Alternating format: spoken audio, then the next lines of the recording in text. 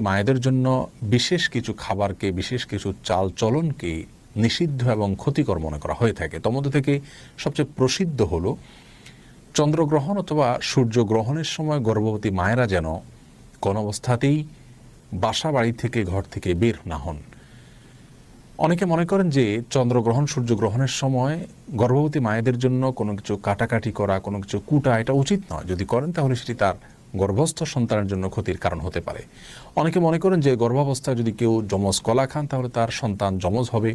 অনেকে মনে করেন যে গর্ভাবস্থায় কোনো মায়ের জন্য ডিম খাওয়া উচিত নয়, তাহলে সন্তানের চোখ কুসুমের মতো হলদে বর্ণ হবে। ডাব খাওয়া উচিত নয়, তাহলে ঘোলাটে হবে। গর্ভাবস্থায় কোনো মায়ের জন্য কোনো মুরগি, কোনো হাঁস এ জাতীয় কোনো কিছু জবে করা উচিত নয়। যদি করেন তাহলে সেটি তার গর্ভস্থ সন্তানের জীবনের জন্য ক্ষতির কারণ হতে পারে।